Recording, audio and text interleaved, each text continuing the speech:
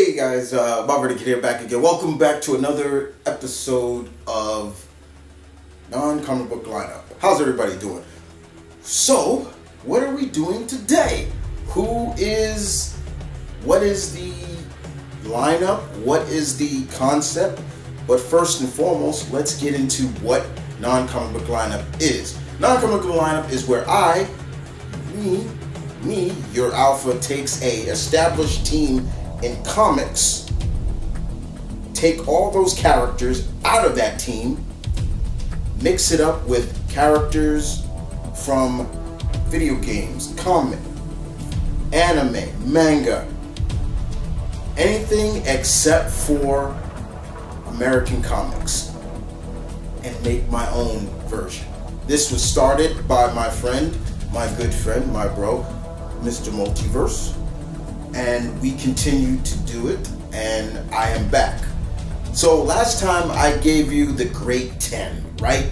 Gave you the Great 10. A lot of people came out and said they weren't really too familiar with that team.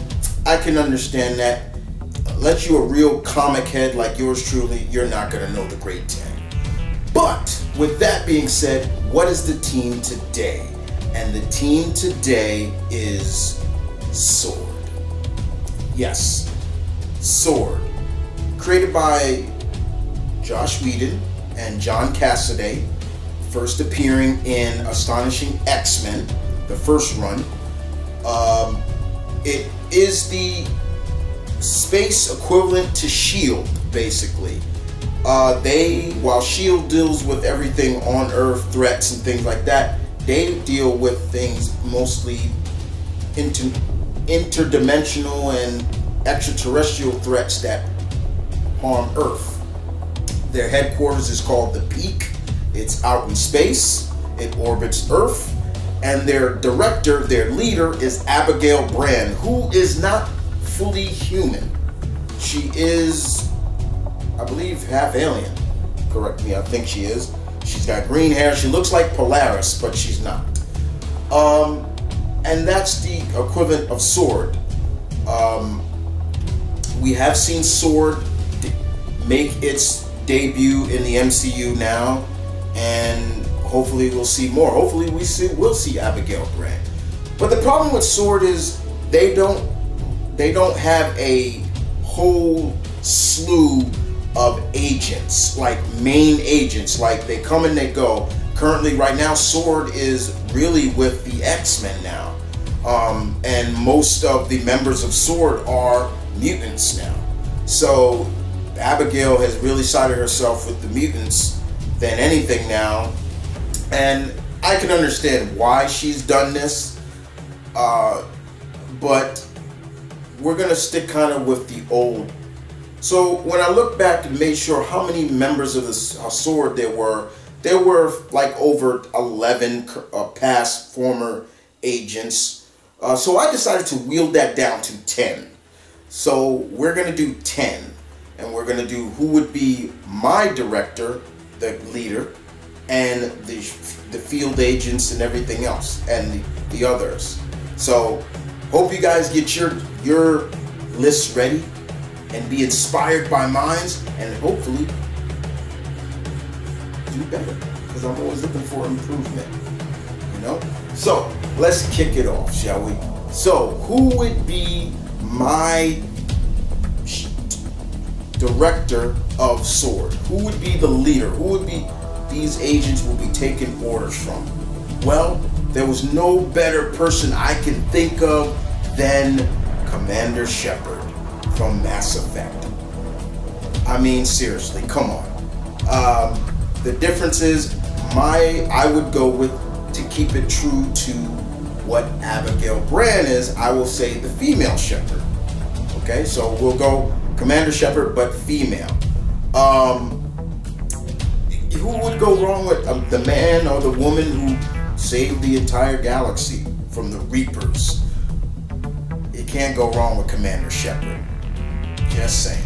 The leadership skills, he or she is like the Captain America of the Mass Effect universe. The fact that this person could get every known species, race, alien race, some of them that don't like each other, get them all together to fight one cause. That's somebody I'd get behind. You know what I'm saying? So, that. Now, Abigail Brand had a right-hand man, kind of like the second in command. She had, I believe it was Agent Durham, if I remember, Diem. And he was cool, but I chose differently. So, the second in command, who would be kind of like if Commander Shepard was off duty, who would be leading? That person, to me, I chose is Jacqueline Briggs from Mortal Kombat. I love Jackie. I love her dad. And not a lot of people was like, well, you should have went with Cassandra Cage. She is a commander. I like Cassie, but when it comes to this next generation of Mortal Kombat characters, it's actually Jacqueline first, Takashi Takeda next, then Cassie, then Kun Jin. I think Jacqueline is better at being a leader than Cassie, because Cassie sometimes does take things not too seriously. You gotta understand who her father is. But outside of that, but Jacqueline would be my leader, would be the right-hand person to Commander Shepard. But yeah, I just had to go that route, indeed. Next on the list, we're gonna stay with inside the realm of Mass Effect. And who else would I have on the team? There's so many different characters from Mass Effect, and I tried not to make this team so full of Mass Effect characters. I did. I broke it down to only 2. The next character on the list is Samara, the Just-A-Card. We all know that Just-A-Cards are the most uber warriors in the Mass Effect universe. The Asari reside them. They are scared of them sometimes, but they also, Asaris, look up to them. And Samara is probably the most powerful Just-A-Card there is. And even though she is a pureblood, as we all know in the Mass Effect world, pureblood Asari get ridiculed because of their purebloodness. Most Asari are always mixed with another race. They can mix with any race, or any gender, but in the end they still are just Asari. But I love Samara. I thought she was a great character, and she's powerful, and I had to go with her as one of the alien agents of S.W.O.R.D. Next on the list, we're going to the next 2 are going to be the brains, the wizards, the scientists, maybe the ones that would come up with cool weaponry for some of the agents that I'm going to mention. First on the list is Winston from Overwatch. Yes, the super intelligent, genetically advanced gorilla. Winston is the scientist. He's an adventurer. And, at one point, Beast was a part of S.W.O.R.D. He was a S.W.O.R.D. agent. And I kind of was like, you know what? This would be the Beast, kind of. And I love Winston. I think he's a great character. He's a talking gorilla. I don't know about you guys, but talking apes are just cool to me. It's just like, well, you can talk. It's so cool. So yeah, definitely. Next on the list, the other brains of the organization is Washu from Tenchi. You talk about genius, you talk about kind of mad scientists, and always you go on Washu. But she's one of the most intelligent beings in the Tenchi universe.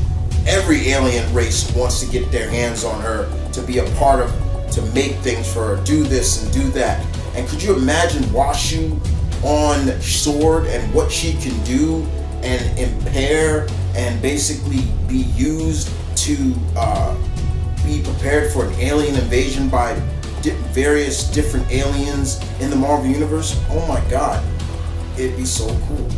But yeah, Winston and now Washu. Talk about brains right there. All good.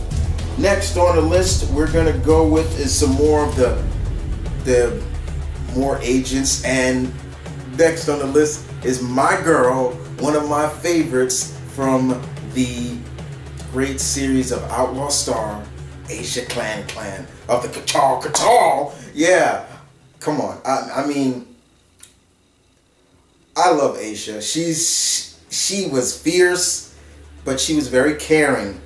And if you watch that series, go back and watch that series and see what happens. See how her character develops over time.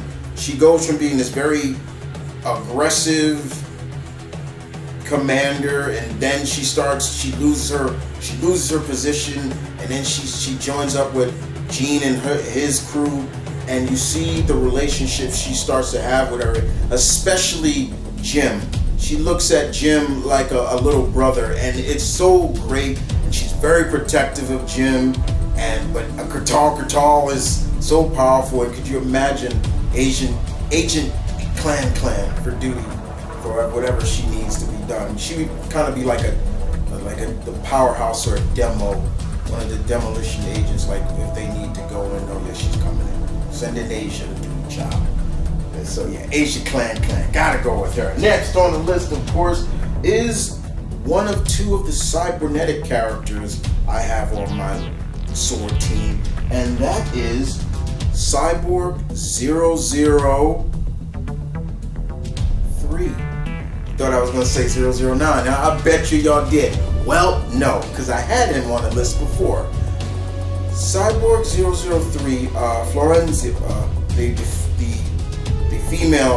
only female member of the original 9, doesn't get enough credit that she deserves to get. And what I would use her for definitely is what she is. Now, like all the different cyborgs, they all have different abilities. Joe 009 was the speedster and probably the best out of all of them. You know, you had 001, which the little baby, he was telekinetic.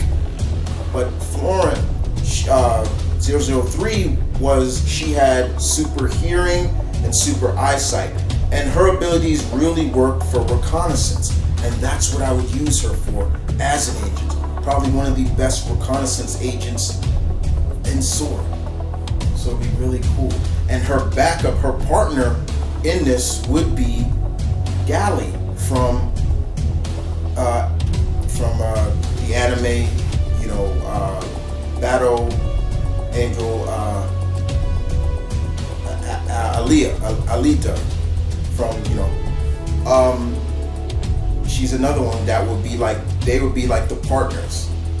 So you got 003 and then you got Gally, who is, like I said, from Alita. People, I think, who only watched the movie, forget about the classic anime and things like that. But you could see, yeah, basically Gally really fighting to find her place, but also trying to find a balance between her humanity and her cybernetics. And that was something, and to me, when I look at a character like that, I always say, they just need some type of guidance or some kind of motivation to be able to use their abilities. And I could imagine Gally and 003 just being a partnership like that with each other. Just saying. Next on the list, of course, would be Agent Cole. August Cole. Coltrane from Gears of War. Definitely another demo squad member. Definitely a member that would really keep the fire going, and I could imagine him and S.H.I.E.L.D being such a cool duo too. Like Asia would love Coltrane. I think she would. But I love Coltrane. He was one of my favorites from the Gears of War series. Don't get me wrong. I love Marcus. I love Dom and all them. But Cole, there was something about Cole that just made me like, yeah. And so that was cool. And last but not least, number 10 on the list. Who would be number 10 on my list? It would be if Commander Shepard would Director Shepard, now should be called Director Shepard, like, we just need one agent to go in and do his duty. Who would that be? Commanders? Director Shepard, who should we send? This is Jacqueline talking. Who should we send? There's only one. Hiryu. Strider Hiryu. There you go. Agent Hiryu from aka Strider Hiryu would be the 10th member. I just broke it down to 10 because there's a lot of members, but I broke it to 10. Strider, of course, I love me Strider. I love Strider. I've always been a fan of that character. And you talk about a badass one-man army, you're looking at Strider Hiryu. This guy can do it all, and he is. And the thing about Strider, that name Strider, that's a ranking. You have to earn that. That's, once again, you have to really go deep into the origin of Strider Hiryu for not just the games, but also just his ranking. That Strider is a ranking. His name is Hiryu, but that ranking Strider is where it's at. And he's one. It's a top ranking. But yeah, Strider Hiryu would be the last member. That would be the guy Director Shepard would send in if he just wants a one-man team to go in and or stop an invasion or stop something like an invasion's coming. We'll send Hiryu first. If it gets really gritty on the ground on Earth, yeah, Cole, Aisha, people like that are going. But then you got the brains with Washu and Winston. You got the reconnaissance of the cybernetic cyborg members. And then you got, of course, also people like Commander Shepard who can get nitty-gritty. And then, of course, Jacqueline who can get nitty-gritty. And, of course, the power of the biotic power of Samara. That right there is my non-comic book lineup of S.W.O.R.D, people. What did you think? Did you like it? Did you hate it? I hope to hear from you guys. I was a little disappointed with Grade 10, and I can understand why. There's probably a lot of people that were not familiar with S.W.O.R.D. I'm sure people will know.